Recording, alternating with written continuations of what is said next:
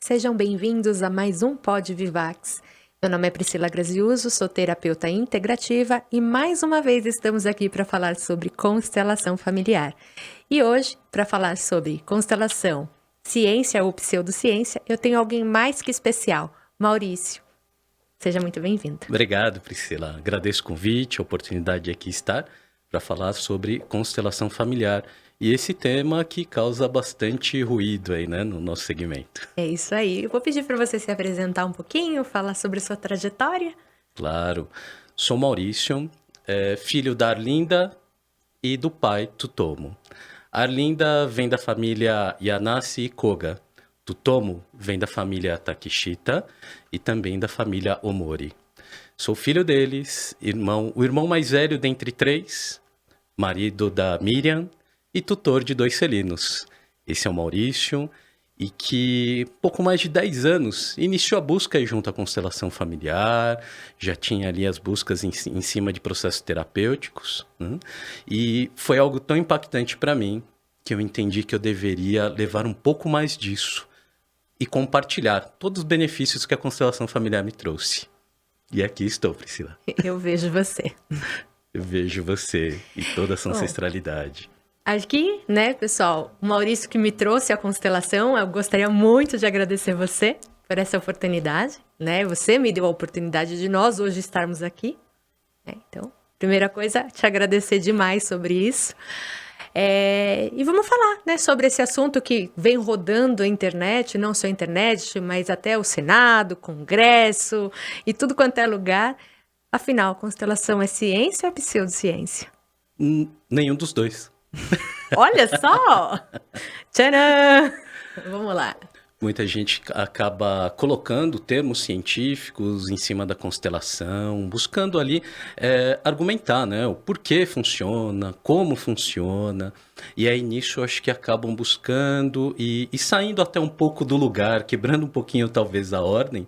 Sim. E buscando alguns argumentos que levam a constelação, dá um ar para a constelação como uma pseudociência, né?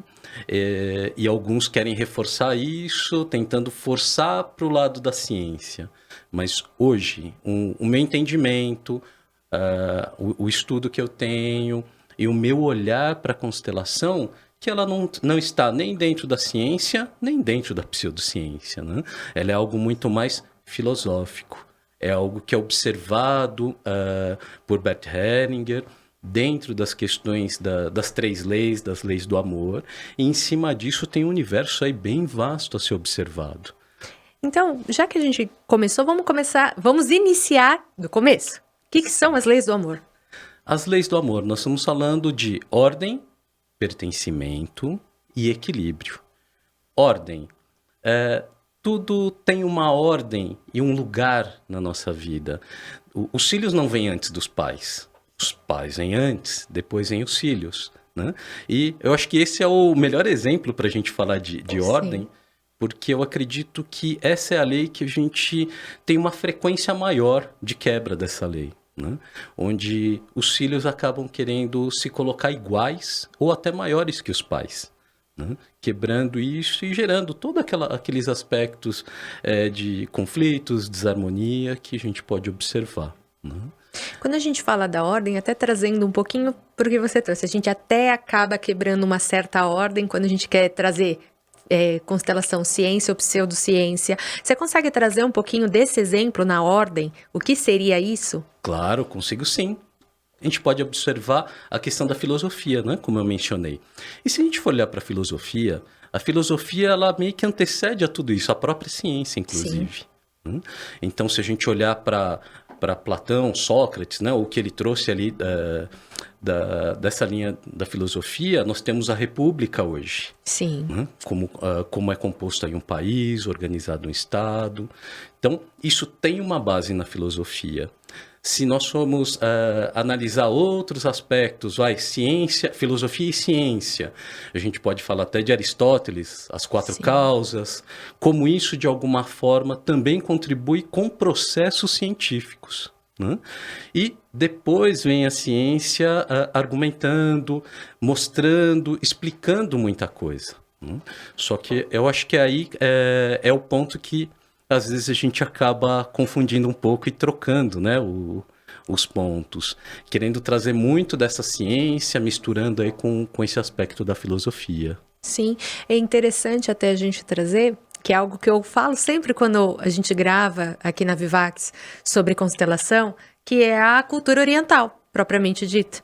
O quanto essa filosofia a gente consegue enxergar, né? E pensando na ordem, né? Pensando numa relação de ordem. O quanto essa cultura já é milenar. E trazer perante a ciência mesmo, né? Então, querer comparar uma cultura, talvez, aí filosófica, milenar, com algo que é mais recente. Correto, né? E aí eu acho que é quando entra a desordem e talvez até um desequilíbrio. Você mencionando, né, a questão da cultura milenar, da cultura oriental em especial. Ali vem uma questão de olhar para a ancestralidade muito forte. Né? Cultos, ritos em cima de ancestralidade. E eu acredito que isso também, até por tá muito forte no meu inconsciente, né? No individual, coletivo, foi algo que me chamou mais atenção, que me prendeu. Eu falei, nossa, eu não tinha olhado dessa forma. E às vezes a gente olha muito para os ancestrais lá atrás do que vivenciaram e não olha às vezes para os pais como também parte dessa ancestralidade. Sim. Né? Então isso para mim ali foi um grande estalo, uma percepção diferente disso. E aí você trouxe da questão do desequilíbrio, então vamos já para essa lei do equilíbrio, pode ser? Podemos sim. É a relação do dar e receber. Né? E eu acho que, no equilíbrio existe a única exceção dentre todas essas leis ou ordens que a gente observa ditas por Bert Hellinger. Né? Que é a relação nesse dar e receber onde os pais dão a vida aos filhos. Né? E não tem nada que esse filho possa fazer que ele retribua diretamente a vida que recebeu dos pais. Então, essa é a única exceção da lei. Agora, fora do aspecto vida, em todos os outros aspectos, a relação entre pais e filhos deve encontrar, sim, um equilíbrio. Né? E é comum nós observarmos que, às vezes, tem um pai, uma mãe que quer fazer demais, além para um filho. Né? E o filho pode, nisso, desenvolver algo no oposto, do tipo, pai, eu quero mais. Mãe, me dá mais. Me dá mais. E aí você tem esse movimento desse desequilíbrio. Né? E aí eu acho que fica até perceptível o seguinte, quando esse pai, essa mãe acaba fazendo demais pelo filho, tem uma mensagem inconsciente ali. Né? Do tipo, filho, eu acho que você não dá conta disso. E aí eu acabo enfraquecendo esse filho. E tanto também, muitas vezes, da dor que eu tenho, né? Quero fazer demais pelo meu filho, aquilo que eu talvez não recebi. Sem dúvida, sem dúvida. Se tem um excesso, tem uma falta por trás disso. Eu estou tentando compensar algo. Né? Como pai, como mãe, pode ter um movimento nisso de querer nesse fazer além para o filho, compensar uma falta que eu tive. E isso também é muito comum da gente observar.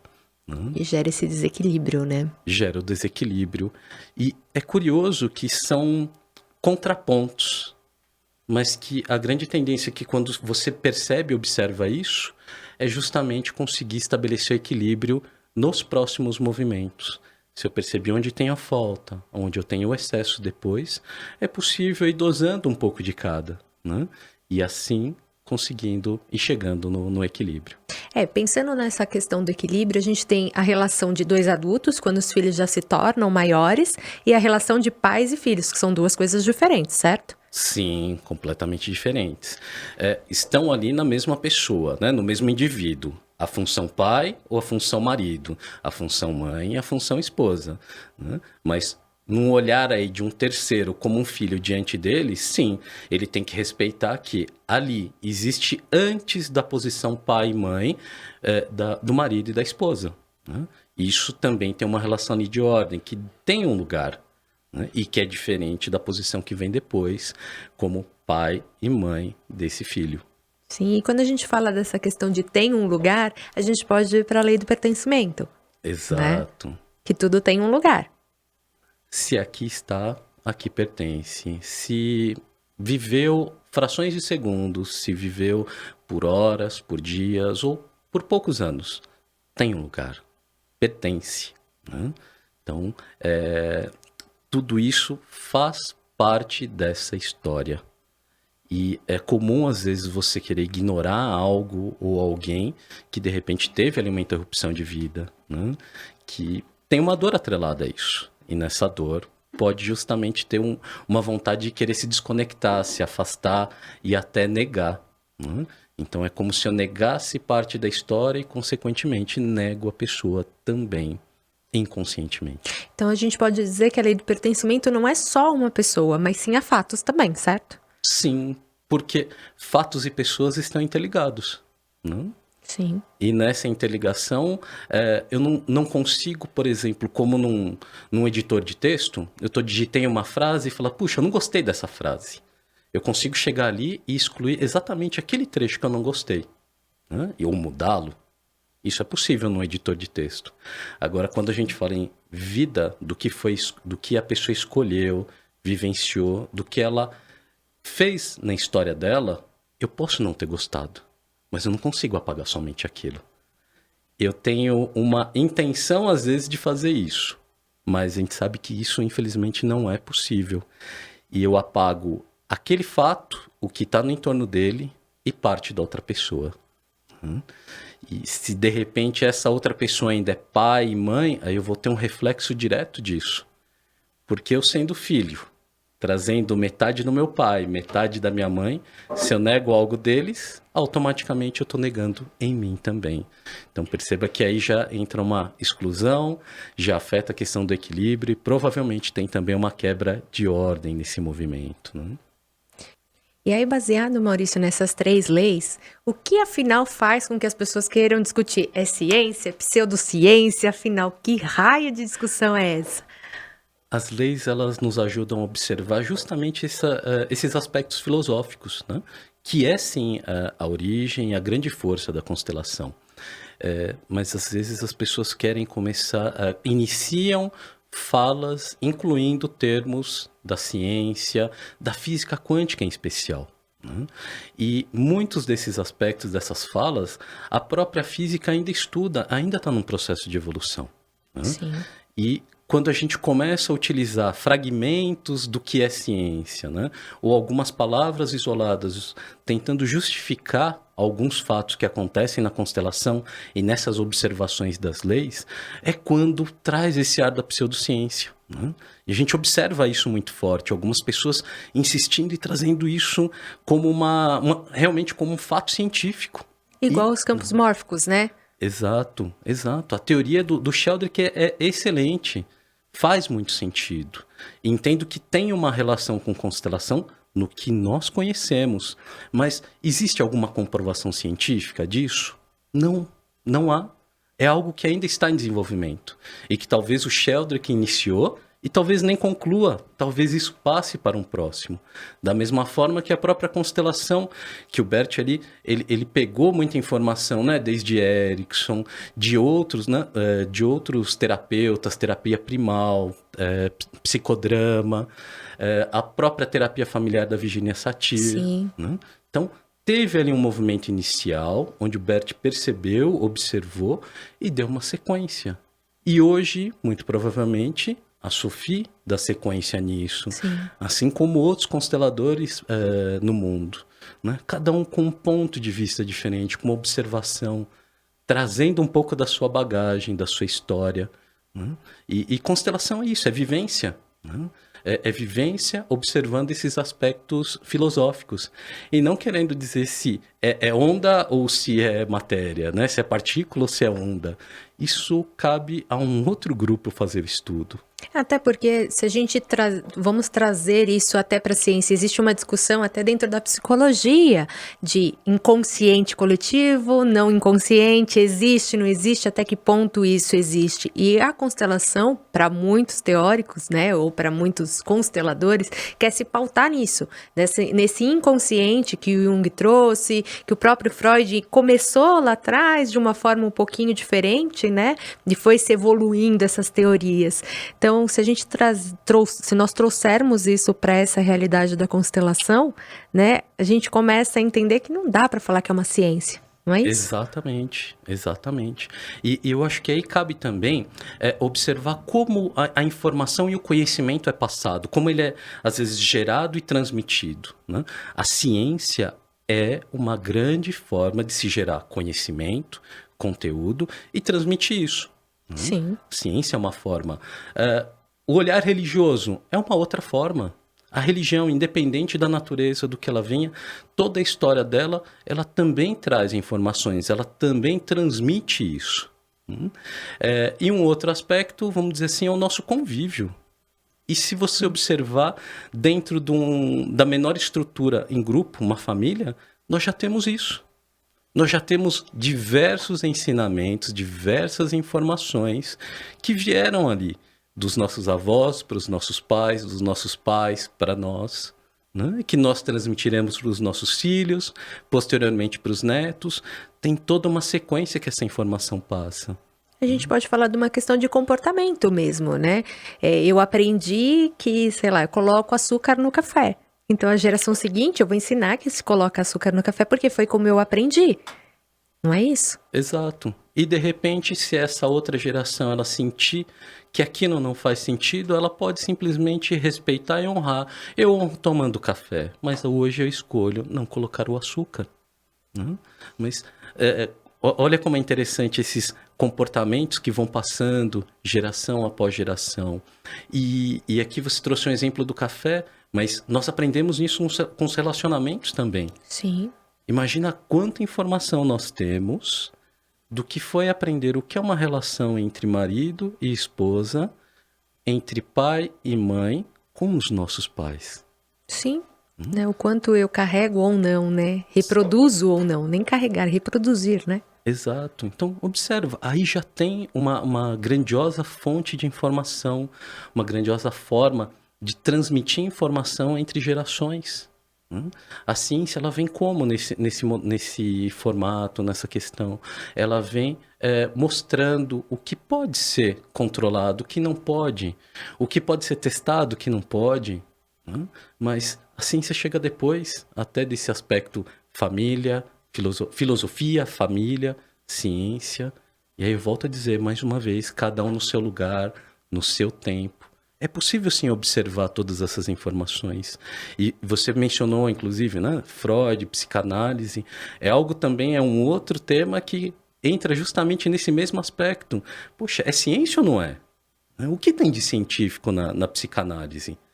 E muita gente ainda debate, analisa isso. Existe uma parte vinculada à psicologia, com todos os experimentos que são observados, né? Que ajudam a entender um pouco mais. Mas não é algo ainda que está claro. Em contrapartida, na experiência entre gerações e como isso é transmitido, o que a gente observa? Quantas e quantas pessoas não foram beneficiadas pela psicanálise até hoje? Sim, igual a constelação. Exato. Né? A consciência sistêmica, né? Que isso para mim é mais uma consciência do que qualquer outra coisa.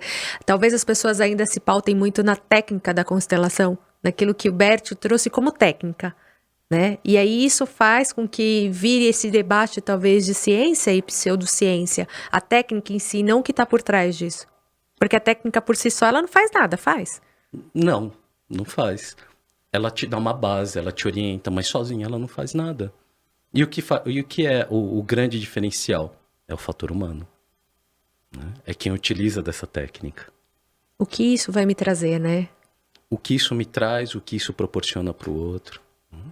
Eu acho que esse é o ponto que nos ajuda hoje a começar a separar um pouco. Né? Ciência é importante, mas tem um lugar dela, ela vai entrar nesse contexto. E eu acho importante que entre, né? Para analisar, testar qual o efeito que teve. Processos jurídicos, onde a constelação aqui no Brasil é bem forte. Né? Por que não começar a fazer uma análise utilizando a ciência em cima disso, observando quantidade de casos, o tempo médio de cada caso antes e quanto tempo leva agora? Aí já começa a entrar ciência a olhar para a constelação. Na parte quantitativa do negócio, né? É interessante porque quando a gente fala de ciência dentro da constelação, o único movimento neste momento que eu encontro de ciência dentro da sistêmica é a vida propriamente dito. Quando a gente vai descrever que é metade pai e metade mãe. Porque não existe outro jeito de ter vida se não for 50% pai, 50% mãe, né? Que é uma célula individual de cada ser, né? De um masculino e de um feminino. Ainda não existe outra forma. Correto. Eu acho que aí tem ciência pura. Eu acho que a única forma da gente falar de ciência dentro da sistêmica concreta, de forma concreta, é o que a gente sabe, que é a biologia, né, a parte biológica do ser humano, entre que isso aqui é metade pai e metade mãe, porque as células são assim. Até a parte que foi estudada e que a ciência conseguiu desvendar até hoje. Isso. Tem toda uma outra parte, né, do próprio projeto Genoma, né, de décadas atrás, que queria olhar, inclusive, para o DNA, para a célula, de uma forma muito mais detalhada, entender muito mais até aspectos de doença. Só que eles perceberam que isso ia além. Sim. Então, eles persistem no estudo, tem ciência evoluindo, analisando isso tudo. E sim, isso pode ser uma grande contribuição para o que a gente trabalha, para o que a gente pratica hoje, né? Se a gente for pegar, por exemplo, médicos, psicólogos, o que tem na base da psicologia e da própria medicina? Tem uma ciência de estudo, de pesquisa, mas o médico, psicólogo, quando está atendendo, ele é orientado por toda essa técnica, mas ele não é simplesmente técnica ou ciência, né? Ele utiliza esse conhecimento, mas utiliza também o aspecto humano, o olhar humano, que é isso que diferencia os profissionais. Sim, e quando a gente traz isso para o movimento da constelação, também é importante. Quantos a gente não vê aí teóricos? Tem que tomar pai, tem que tomar mãe, tem que isso, tem que aquilo, né? O tem que. E aí esquece o aspecto humano, que eu acredito muito quando se gerou essa discussão até mais recente, em que envolveram a ONU e esse monte de coisa, e é uma questão que eu já trouxe em outros aspectos, e até gostaria que você comentasse um pouco mais, quando você vai para mediação e você querer colocar uma vítima, de fato, de um ato violento na frente do seu violentador e querer que ela aceite a goela abaixo aquela postura ou aquilo que aconteceu com ela, sem trabalhar as emoções que aquilo gerou, né? Ou até entender o porquê que ela tem essa dificuldade. Apesar que eu acho que independente de qualquer coisa, você não tem que colocar a vítima na frente do algoz. Eu acho que você pode trabalhar isso num outro movimento. Mas eu queria que você trouxesse um pouquinho na sua visão mesmo, né? Nesse sentido. Falando de vítimas e algozes, eu entendo que a vítima ela tem um trabalho interno já muito grande, né? De conseguir simplesmente fechar os olhos, imaginar de repente essa pessoa ou trazer essa lembrança. Aí já tem um trabalho gigantesco na emoção dessa pessoa, né? Então, realmente essa parte de exposição, como a gente tem observado em alguns casos, em algumas situações, e às vezes as pessoas até envolvendo os aspectos, querendo, mais uma vez, trazer comentários científicos, né? Em cima disso, né? Não, aqui agora a parte quântica está trabalhada e é possível colocar frente a frente. Não. Concordo plenamente contigo que isso é muito além. Muito além. Não dá para trabalhar isso como sim ou não, como algo binário 0 ou 1, né? Tem emoção, tem pessoas, é isso que tem que ser trabalhado. Quando a gente fala de ciência, é algo mais exato. E quando a gente trata de ser humano, não dá para ser exato.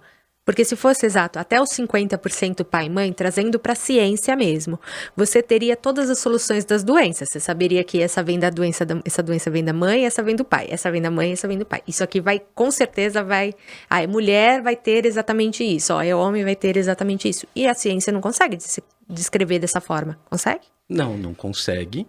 E ele consegue te dar um norte, né? A gente estava falando de uma parte estatística, né? Que faz parte das análises científicas.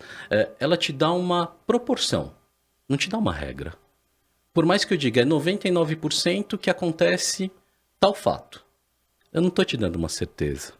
Eu posso pegar um caso, olhando para isso, que está justamente na exceção, né? Sim. Então, aí mais uma vez, o olhar humano e que a ciência contribui como referência, não ali como solução. Uma vez eu vi um cientista trazendo uma fala né? Que muita gente acha que ciência é a certeza do que eu estou certo. E o que ele disse foi o seguinte: a ciência serve para me mostrar que eu estou menos errado. E não para me trazer uma afirmação. Até porque ela evolui. Sim. E eu acho que recentemente teve um caso de achados históricos que parece que tem uma contradição em cima de fatos científicos que foram analisados na história da humanidade, né? E eles estão, inclusive, eu vi algo ontem referente a isso, eles estão justamente numa discussão. E agora, onde encaixa isso? Né? Como encaixa? Parece que um tá me falando que o outro trouxe uma mentira. Não é uma mentira. É uma realidade que foi possível até aquele momento daquela forma. Hoje nós temos um outro ponto, um novo ponto de vista. E aí é importante você trazer isso porque a visão sistêmica, quando você entende a teoria, entende a filosofia, é exatamente isso. É compreender que até aqui serviu. Sim. Até aqui atendeu, cumpriu o seu papel. Eu posso persistir nele, mas talvez seja inadequado. Até há centenas de anos atrás, muitas coisas poderiam ser resolvidas, sim, numa lâmina da espada, numa ponta de uma flecha, né? A gente olha para isso com violência, isso faz parte da nossa história, né? E isso ajudou a manter a vida de quem está aqui hoje. Sim. Né? Agora, da mesma forma, eu posso manter esse movimento hoje? Não é mais adequado nesse tempo. Embora nós podemos acompanhar muitos fatos de violência que ainda ocorrem na nossa sociedade. Isso é uma coisa que a própria sistêmica poderia investir, né, em estudar mais para compreender o que sistemicamente isso influencia ou é gerado pelo sistema, né, por essa compreensão do que já foi, para entender o que é que está acontecendo.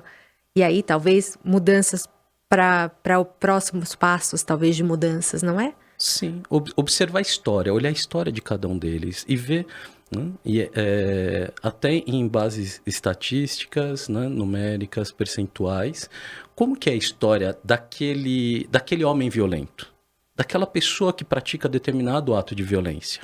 O que tem em comum na história dessa pessoa que levou ela hoje a cometer isso como se fosse algo mais natural do mundo, né? Pegar e analisar esses perfis dessa forma. Aí, olha, a gente pode utilizar uma ciência em prol de um estudo mais profundo. Mas, mais uma vez, está separado. O que é ciência com estudo, com olhar, o que é a própria sistêmica, é a constelação do outro. Não é um querendo ocupar o lugar do outro, é um somar com o outro. Cada um no seu lugar, né? E quando você trouxe isso, é importante a gente também ressaltar que quando você olha para um indivíduo que é um ser violento, não é justificar o ato e a atitude dele, porque ele teve uma escolha também, não é? Sim.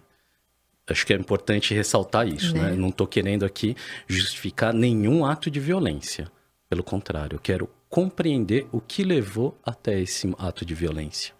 E a partir do momento que eu compreendo e entendo o que tem nessa história e que de repente isso pode ser muito mais comum, eu consigo trabalhar isso diferente.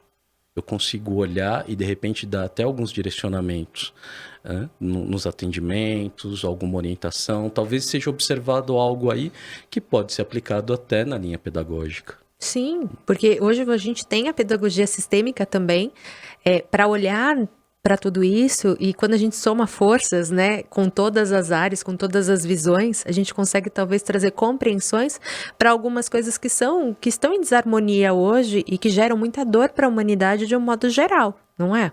Que não foi possível perceber ainda com o olhar que nos trouxe até aqui. Esse olhar nos permitiu chegar até aqui, mas talvez não seja esse olhar que nos permita ir adiante. Talvez olhar eu precise de sobrevivência, de algo. né? Sim. Então, algo que eu comento sempre com as pessoas que eu atendo e que alguns chegam até com um olhar diferente do tipo, não, eu quero descartar a ciência, eu não quero tomar medicação, eu não quero ir mais naquele psiquiatra, eu não quero ir mais naquele médico. Mas a gente tem, né?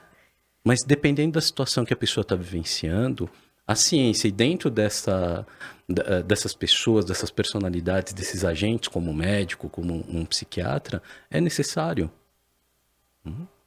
E aí, qual é a minha fala? Siga, sim, a ciência é necessária, essa medicação é necessária para você nesse momento, nessa condição extrema que você está. E eu consigo te ajudar a partir do momento que você tem uma estabilidade com isso, com essa base na ciência, aí eu consigo ir além.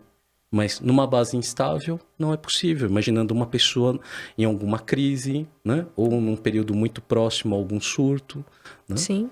É algo que não tem uma base estável para ser trabalhado. Preciso do quê? Ciência. Tem o lugar dela, tem como conter, tem como ajudar essa pessoa. Eu acredito que hoje a maior discussão é as pessoas quererem descartar uma coisa e outra. É sempre assim, ou um ou outro, ou um ou outro, né? Ah, eu quero me livrar. A gente volta lá para a lei do pertencimento, que eu acho que isso é o que muito está presente nessas discussões. Eu quero excluir aquilo que existe já, ou aquilo que já foi discutido, né? Então, assim, quando você trouxe até esse exemplo da medicação, nós temos aqui na casa o Descomplicando a Saúde, que traz exatamente esse olhar para a saúde como um todo. Não é só uma coisa ou outra, né? E se a pessoa tem uma questão biológica, ó a ciência aí mais uma vez, falta um componente biológico ali para ela não vai tomar medicação? Talvez seja necessário até algum outro tipo de intervenção, além da medicação. Com base no quê? Mais uma vez, com base na ciência. O olhar que eu convido as pessoas é assim, alguma emoção que eu não digeri bem, alguma emoção que eu carrego há muito tempo, que eu acumulo, ela pode me gerar algo físico? Pode. Talvez eu precise de um massagista, talvez eu precise de um fisioterapeuta, talvez eu precise de um médico para me ajudar nisso que mexeu comigo organicamente. E a constelação pode ajudar onde? Pode ajudar na emoção que está associada a isso. Algumas outras pessoas, como você mencionou, pode trazer algo já no gene, que a constelação pode ajudar a compreender, mas ela sozinha não tem como. É um conjunto, são frentes de trabalho diferentes que são possíveis hoje e que a gente pode usufruir disso muito bem. Sem querer falar assim, não, eu quero ir no médico, mas eu não quero olhar para a minha parte mental. Eu quero olhar para a minha parte mental e isso vai curar a minha parte física. E aí a gente vai também para essa questão, porque assim, o mental a gente pode partir de dois princípios. O mental individual, né, que é aquilo que ele tem como compreensão e percepção. E aí é um outro profissional que vai olhar para isso, não um constelador propriamente dito, né? Que a gente falando só de constelação. E a questão sistêmica, porque às vezes a pessoa está num tratamento psicológico ali com um psicólogo, um psicanalista, não importa a área que ele vai, né, atuar, ou até mesmo com o próprio psiquiatra, né? Apesar de ser mais medicamentoso. A gente olhar o porquê que ele não consegue sair daquele ponto. Eu acho que a constelação ela vai atuar muito aí, né? Às vezes a pessoa já fez de tudo e mais um pouco e não consegue sair desse lugar.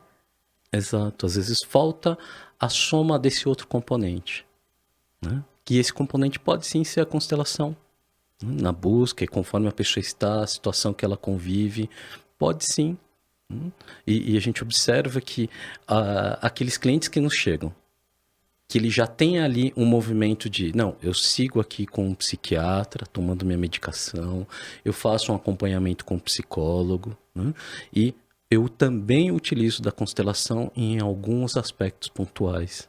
A gente consegue observar ali uma progressão diferente dessa pessoa, do que aquele que quer ou viver dopado por medicação, ou daquele que quer acertar tudo pela constelação também. Eu não quero tomar medicação, eu quero ficar só na constelação. Dependendo do movimento e da busca, isso não vai surtir o efeito desejado. A lei do equilíbrio aí sendo mais uma vez testada, né? Se a gente olhar dentro das leis, né? Você vê isso na prática, porque ou uma coisa ou outra gera desequilíbrio. Exato. Quando eu dou lugar para tudo, dou pertencimento devido a tudo que existe, a tudo que foi desenvolvido, e utilizo disso da melhor forma, né? Na proporção mais adequada para aquele meu momento, eu tenho equilíbrio. E o que você acha que gera essa discussão de ciência, pseudociência, o que é, o que não é? Você acha que isso parte da onde, assim? Será que é um egocentrismo? Será que as pessoas querem ser exclusivas? O que você acha que pode gerar essa discussão? Para mim, as escolhas, uma escolha que a pessoa faça, não tem simplesmente um sim ou não, ou quero A ou quero B. Tem uma história atrás dessa pessoa. E trazendo até um pouco para um olhar até para a política, que hoje está muito polarizada, tem muito disso. Eu tenho que escolher um ou outro. E não tem um olhar da soma disso, da junção dessas duas frentes, dessas duas forças. E às vezes as pessoas nesse movimento, antes da escolha, se eu quero A ou B, eles simplesmente ignoram o que tem por trás daquela pessoa que me faz ir mais para A do que para B, ir mais para a direita do que para a esquerda, enfim, para N escolhas. Então, acho que ali já tem nessa pessoa algo interessante a ser observado e trabalhado no aspecto do equilíbrio. O que tem nessa história? O que ele carrega que faz eu querer só tomar uma medicação e não quero olhar nada para a minha emoção? Eu quero fugir completamente da minha emoção. Ou eu quero aprofundar nessa emoção, mas eu não quero nenhum outro tipo de ajuda e que às vezes é necessária. Então, percebe que nessa escolha tem uma história ali por trás dessa pessoa. E mais uma vez, como seria começar a olhar e analisar essas histórias? Sim. Entender melhor esses comportamentos. Sempre quando a pessoa vai mais para um extremo ou para o outro, ali já tem um ponto de atenção. Tudo bem, você pode ser uma pessoa da ciência. Né? Eu acredito que, né, você já vem dessa trajetória mais das exatas, né? Sim. Então, acho que até você tem mais propriedade nesse sentido de, quando eu tô olhando só com exatas, eu não consigo enxergar o todo. Ou quando eu tô olhando para, né, a área mais humana, a dificuldade, às vezes, de olhar para uma exatidão, para uma objetividade, não é? Sim.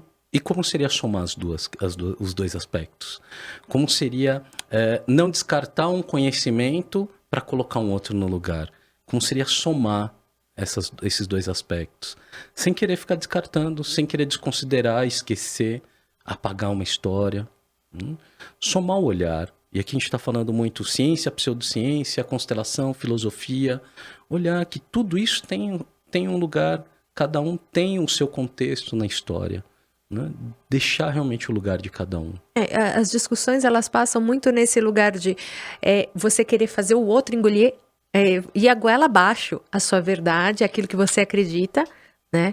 E acaba tirando o lugar de outras discussões que são mais saudáveis, como eu trouxe, né? A mediação, você querer uma pessoa que sofreu um ato de violência ali, querer que ela esteja na frente de um agressor. Eu entendo essa revolta que existe nas discussões das mídias quando se trata de ciência. Tá vendo? Esse pessoal da constelação quer enfiar a goela abaixo falando que é uma ciência, mas é uma pseudociência. É o que a gente mais vê. Tem uma pessoa famosa aí, né? Uma física famosa que, né, traz muito essa reflexão. Eu não concordo com muita coisa que ela fala, mas quando ela traz esse aspecto, me faz refletir muito o quanto profissionais, né, porque são profissionais, estudam ou teriam que estudar para isso, como tem em outras áreas, né, na medicina, na ciência, na física, não importa. Quer fazer com que o outro, né, entenda e engula aquilo que é a minha verdade. Então, assim, cabe para todo mundo? Será que você colocar a constelação, ela serve para todo mundo, claro, mas cabe naquele momento a constelação? E aí, nesse forçar o movimento, forçar uma opinião, é quando eu quero que você apague a sua história. Eu quero que você ignore. Ok, vamos dizer que a Priscila é A e o Maurício escolhe o B. Quando eu tento forçar um argumento para que você escolha igual o Maurício, o que eu estou fazendo? Eu estou apagando, eu estou esmagando toda a história da Priscila, tudo que ela vivenciou, todas as experiências dela que a fizeram fazer uma escolha. Não tem que escolher isso, tem que escolher o meu. Percebe por que isso acaba acirrando também essa polaridade, essa animosidade, né, nesse meio? E concordo com você, né? Imagino aí, tem alguns físicos, algumas pessoas falando muito, em especial da constelação, e eu entendo que tem muito dessa fala por algumas pessoas quererem forçar aspectos científicos que não cabem, não fazem parte da constelação. Quem sabe lá no futuro alguém consiga estudar ou somar estudos e até explicar isso cientificamente. Mas hoje, não é possível. A ciência não explicou tudo até hoje da nossa vida. Ela segue na evolução e no progresso. Muitas coisas ela explicou, ela consegue comprovar, mostrar, né, através da ciência. Tem outras que ela continua estudando e nem por isso a gente parou de viver. É prepotência, né? Eu vejo que é muita prepotência de alguns consteladores, né? Querer brigar nesse lugar. Eu acho que você querer brigar no espaço do outro, que não é seu. Não é seu espaço brigar nisso. Eu acho que cabe você, se a gente parar de ficar olhando para o vizinho e olhar para você, aqui dentro, vamos olhar para o nosso mundo aqui, constelação. Vamos olhar nesse mundo aqui, não querer brigar no espaço do outro, né? Será que eu não tô saindo do meu lugar de constelador e querendo ocupar um lugar de um físico? Aí eu vou gerar revolta, porque eu tô querendo tirar ele do lugar dele, né? Eu já tenho um exemplo de pseudociência aí. Eu tô saindo do meu lugar, de algo que eu não conheço, ou que eu tenho uma noção. Que eu estudei na escola, né? Aquilo que eu só estudei na escola, não fui além disso, né? Eu tô querendo justificar e falar com alguém que vive disso. Com alguém que trabalha com isso, talvez anos ou décadas. Como você trouxe a palavra, que prepotência é essa? E talvez do outro lado isso também seja verdadeiro. Sim. Ok, essas pessoas têm uma experiência de vivência de décadas em cima de ciência, desses estudos. E chegar e querer simplesmente banir constelação familiar, por exemplo, por algumas informações ou vivências que ela teve e que de repente não foram agradáveis para ela. Sim, e às vezes até que dor que existe no indivíduo, no ser individual ali, nem no profissional, mas no ser individual que não permite com que ela olhe para outras coisas com esse olhar mais acolhedor, né? De repente de querer excluir um movimento, uma técnica ou algo assim, porque ali tem uma dor. E se ela olhar, ela vai ser obrigada a olhar para ela, né? Pois é, mas olha como as dores nos trazem também os recursos. Imaginando uma pessoa que viveu uma dor, tem uma questão emocional muito forte, vivenciado isso provavelmente numa infância, ok? Que ela se desconectou desse sentir. O que ela vai fazer? Ela vai buscar algo realmente que vai mais no racional. E de repente vira até uma cientista. Sim.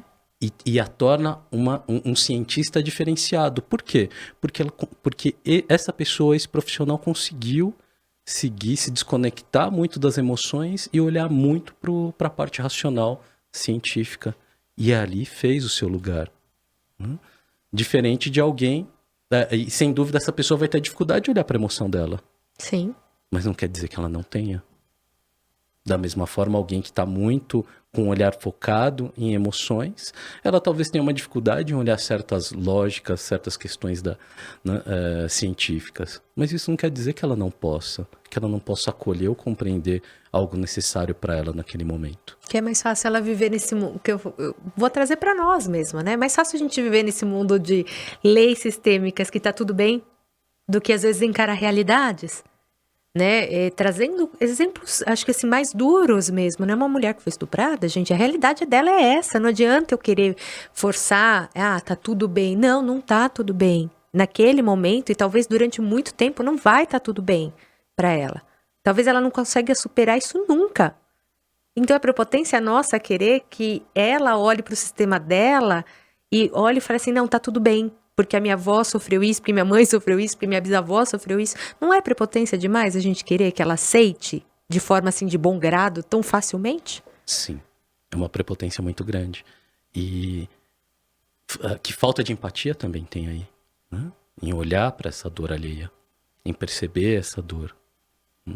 E entendo que nessas horas é a grande dificuldade em falar assim, mudando até, né, o aceite ou compreenda essa dor. É uma dor que a pessoa quer simplesmente arrancar, quer tirar fora. E faz parte disso, né? De um processo quando a gente vivencia algo que tem um impacto emocional forte. Negações, negociações, e se eu tivesse feito isso ou aquilo? Tem ali todo esse trabalho de...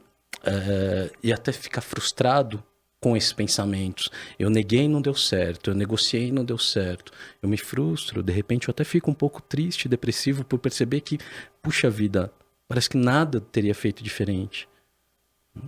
E depois disso, talvez seja possível avançar um pouco nas percepções, na compreensão do que aconteceu, na medida e no tempo dessa pessoa. Porque tem isso, né? Cada um tem o seu tempo, né? De você alinhar essas questões dentro de você. Se a dor tá muito forte, se ela tá muito latente, fica muito desafiante você conseguir prosseguir com essa pessoa em outras percepções, em outros caminhos, né? É complicado. E por mais que existam estudos, né, dentro da área da psicologia ou mesmo da psiquiatria, são ações ainda que requerem tempo. Não tem uma receitinha de bolo pronta para isso. Não. A ciência conseguiu avançar e chegar num ponto. A constelação consegue ajudar nisso? Consegue ajudar. Mas ela também não está trazendo nenhuma receita pronta para isso. Tem limite, né? Tem limite. Tem limite das técnicas, da ciência, da filosofia, e tem um limite também da pessoa, do tempo, da percepção, né? De como está aquela dor naquela pessoa ainda. Mas olha como é possível somar, mais uma vez, ciência, filosofia, e observando e compartilhando um olhar diferente para que essa pessoa, de repente, possa iniciar um outro olhar, um novo olhar para essa dor. Essa discussão, acho que de pseudociência, ciência, filosofia, acho que vai perdurar durante muito tempo. Como você trouxe, né? Falar que a receita que o Bert trouxe, que não é uma receita, ele mesmo traz, que isso não existe uma receita de bolo, né? Você trazer ali essa percepção, você está dizendo que só aquela verdade existe, e aí você não permite com que ela evolua também e traga novos olhares e novas percepções. É igual, eu tenho um professor da faculdade que fala assim, essa mania de psicólogo querer dormir abraçado com teórico. E esquece que tem evolução. Temos teorias fantásticas por aí. Temos nomes, como você mencionou inicialmente, né? Freud, Jung, Lacan. O que tem na sequência histórica dessas pessoas? Como um contribuiu muito com o outro. Mesmo que eles tenham brigado. Independente do que eles escolheram entre eles. E às vezes as pessoas querem não, porque a linha de Freud é melhor do que a de Jung. Ou que Lacan é algo mais atual do que os demais. Sim. São olhares e formatos diferentes. Não melhor nem pior. Talvez um não tenha existido se não fosse pelo outro. Qual a roupa que te serve melhor, que lhe cabe melhor, né? Falar que todos usam a mesma cor ficam bem, se todos usam aquele modelo de roupa e ficam bem, é a mesma coisa para essas teorias, né? O quanto essas teorias têm, né? Que lhe cabe para um ou para outro, para quem está sendo ali assistido por essas teorias. E perceber que não tem essa cartilhazinha, essa receita de bolo. E a gente, de alguma forma, busca. Vamos falar sobre procrastinação. Coloca esse rótulo e parece que tem algo ali, um procedimento, um processo que vai resolver isso. Não, são linhas, formas diferentes que você pode procrastinar, por exemplo. Né? E que às vezes as pessoas querem rotular e colocar numa caixinha muito específica. É a cura instantânea, né? Essa é a verdade. E aí, com isso, distanciando de cada um. Distanciando da própria essência de cada um. Né? E a essência de um indivíduo, ele pode estar mais perto da ciência, ou da filosofia, ou da parte mental. Depende do processo individual de cada um, né? Do momento de cada um. É isso mesmo. Do momento de cada um, exato. Ai, Maurício, eu gostaria de ficar aqui horas falando, é um assunto que eu amo, mas estamos aí já finalizando o nosso tempo. Eu gostaria de te convidar para mais oportunidades de vir falar sobre outros assuntos permeando a constelação, mas eu quero te agradecer demais por você ter aceitado esse convite, né? O pessoal aí vai seguindo a gente, pode ir? Agradeço a oportunidade, Priscila. Eu acho que tudo que a gente veio construindo e sucedendo meio que um ao outro em vários movimentos, desde o início do movimento da constelação, isso é a soma, isso é o que constrói algo. Então, agradeço mesmo a sua lembrança e o seu convite. Gratidão. E hoje aqui a conversa foi realmente para iniciar, não foi querer definir nada, né? É o começo. Algo, exato. Eu vejo você, mestre. Te agradeço, recebo. Então, para você que gosta do assunto, continue nos acompanhando nas nossas redes aqui da Rede Vivax. Gratidão por mais uma vez abrir esse espaço para um assunto tão importante. Eu vejo você.